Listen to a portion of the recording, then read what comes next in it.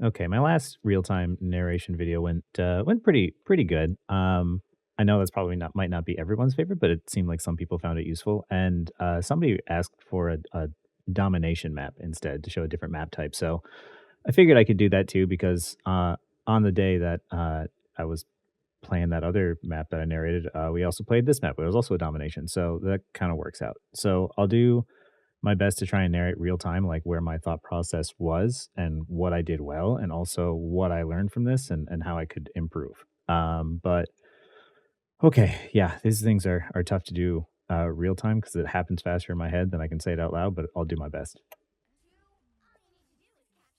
Immediately, I'm just thinking I need to get to the point as fast as possible, of course. The sooner I get there, the sooner I can start poking, the sooner I can start building my alt charge. I immediately break that in case there's flyers so they don't have anything to hide behind. I go to the right side to try and poke out who's there. I immediately see people and I back up because it's dangerous. I start poking, just trying to apply pressure, waiting for my opinion, my waiting for the right time to go in. Immediately lose control and not unable to dash, and I'm confused because this is the first day of playing against the thing, and I didn't know what the heck just happened. I am all the way at the back. I see that Adam Warlock used his soul bond. I rotate. I did a bad rotation. I should have gone from the backside here. And now I know that he doesn't have soul bond, so I'm looking to try and get an execute on somebody.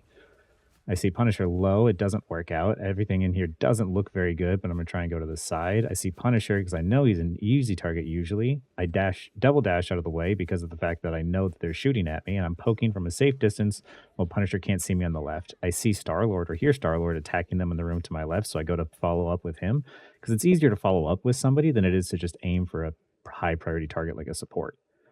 I immediately know we've lost this fight, so I start backing out and I start trying to think of where I want to set up now. Because of the fact that I have high mobility with Star Lord, we're relatively safe even being all the way back here because Punisher doesn't have the mobility to fight us. So I'm just trying to get into a position where I think Punisher might be. I'm looking to spawn camp him, but he's just giving me the jukes. I hear his footsteps. I think he's over there, but he's not. I look below, he's not there, and he's already on point. Star-Lord uses his ult, which is actually good because then it means that I can use mine in a second. There's no soul bond and there's no cloak ult. So now I'm just poking and just applying pressure. We have the amplifier though, so I just start attacking because I know cloak ult is running out, and I don't want to use my ult because my ult doesn't work with Rocket's ult. So I just use that as a huge amount of damage increase to kill everything else that's here. I dash to the other side because there's no point in everyone shooting at the shield, and now it's just cleanup time. We are staggering this guy. I thought that we didn't cap the point immediately, and I didn't realize we did cap the point, so I shouldn't have killed him as quickly as I did. Wolverine ults, which was not in his best interest, but works out for us. Now, because of the fight was over, I'm immediately getting into the next position where I want to use my ult and predict where they're going to go. I hear the teleport, so I immediately start looking for who I want to kill. I use my ult on both the Adam Warlock and the Punisher. And because of the fact that it was just two soul bonded, it ended up working out and being able to kill them because splitting the damage between two of them actually isn't that bad. So today, or on this day, I learned that if he's only soul bonded with one other person, you can ult the both of them and it'll work. Assuming it's probably not a tank.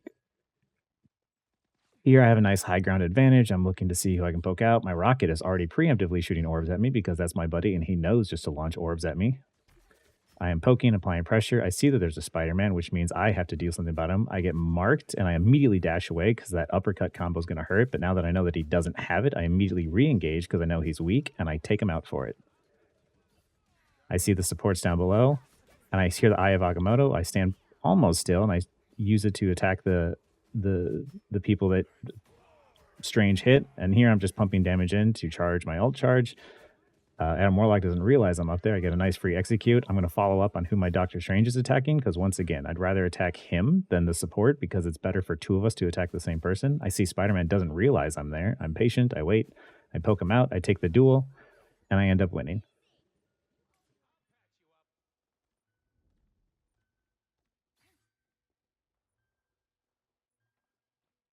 So you could see how during this game, I look to see who my teammates are shooting at, and I try to follow up on them. Sometimes when there's all this chaos going on, you try to find the high priority targets like the supports, because that's who you should try to kill. However, sometimes you find someone who's out of position who, whether it be a tank or a DPS, and you see that your other DPS or other tanks are already attacking them, it's easier to 2v1 one person than it is to try and just take your each individual fights. So in that split this second, you try to make that decision. I have my ult, so I'm just kind of taking a path where I want to use it, and uh, I'm scouting to see what two people they have. I see they have a rocket, and I've learned from my past mistake where if he has a rocket dash, I can't really hit him with my ult. I see him use one, so then I use my ultimate, and then one rocket dash isn't enough to get him out. I immediately kill, or I go after now just cleaning people up, and I do a bunch of damage, and I trust my team to follow up on the opening that I have then created. So if you saw my past video, I can't remember which one it was, where the rocket got away from me by using a dash when I ulted. This was me learning and adapting to the information of the failures I made in the past. So here I am. I'm just trying to hold this space, but we have a lot of room to back up to the point. We hold this area because it's a good choke, and I can apply a bunch of damage and a bunch of pressure, and we can build our ult charges here.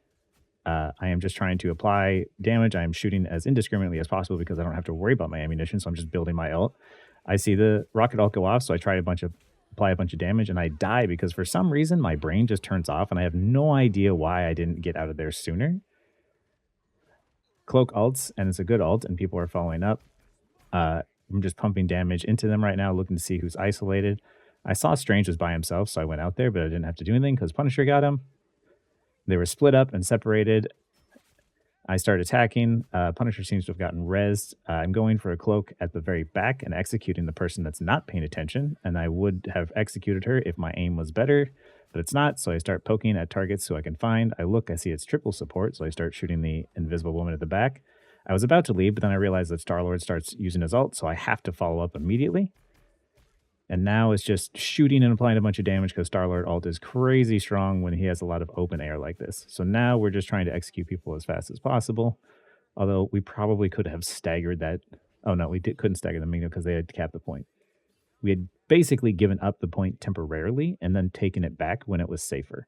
This is the whole controlling space, backing up, giving it up for free, and then coming back. I'm waiting. I hear the portal go in, so I immediately go in to get into position. I know I have my ult, so I ult on top of the supports. I think that I would have done better, but I did not. I didn't realize they switched to name more, which kind of messed up my ult a little bit. I take down the rocket res station, but that was a really bad ult. It didn't accomplish much of anything. I die, and now I have to come back. It was really bad on my part. At least I got the res station, but that ultimately doesn't matter too much. I don't think it'll be up for this next fight, but I should have tried to stay alive because my team just fell apart after that. I see everyone is up there, and I don't want to stand next to my Punisher because there's 4 people shooting at him. And it's easier for me to take a duel with the tank than it is to try and sit there and brawl out there. So I take the off angle. And I also know that my team is teleporting in, so I try to dive in with them.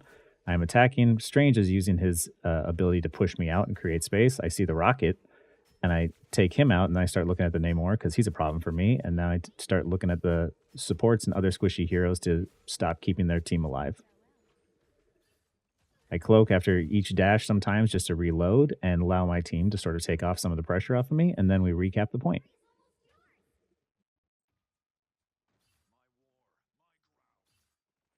I jump thinking I'll make it, and I don't. And here I am looking and seeing, holding that space once again, because I don't want to try and keep them from rushing to the point. But Cloak uses her ult to rush to the point. That actually is the right play. But what was the wrong play is I think she steps out of her ult temporarily. They use the support ult on point, but because of the fact that we have a bunch of damage and they have to rush to the point, that puts them in a lot of really awkward position where they're just unable to take it back, forcing them to use their ults in really inopportune moments because they didn't have a choice otherwise. Oh man. Narrating that is much harder because of the fact that, like, in my head, I'm trying to keep track of a lot of things, but saying it out loud is actually pretty tough. But like in my head, it's just stuff that's just there now at this point. This was a really good game, and like I did really well. The Star-Lord did really well, but you know, you see how like they still capped it. And I think each point still got to like 40% or something. It would have seemed like a blowout or something if you looked at the stats. But it's about the objective. It's not about the stats. And a lot of like what Psylocke does really well on the domination maps in comparison to like the convoys or something is the convoys are going in like a path that you know. And if you get too far at the back, it's hard to like catch back up with your team. It's kind of an inopportune, like a bad position. Whereas like the domination maps are more free flowing. You kind of get to go around all over the place, whether it be with your team or it be behind the enemy team. You rotate and use those positions based off of whatever happens to be best in that moment.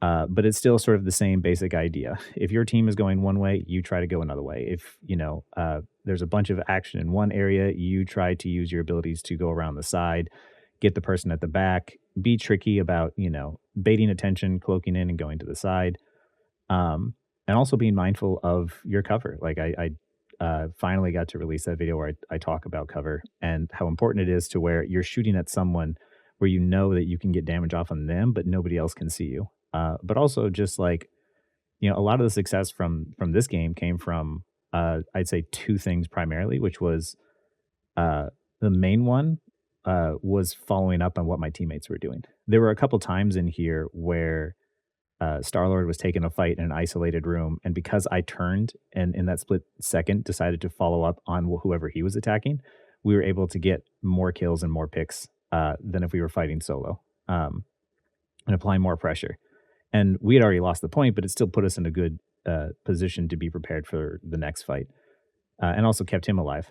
And also, when my Doctor Strange was fighting down below with, it might have been Punisher or Adam Warlock or somebody down below, but I remember him attacking somebody as well.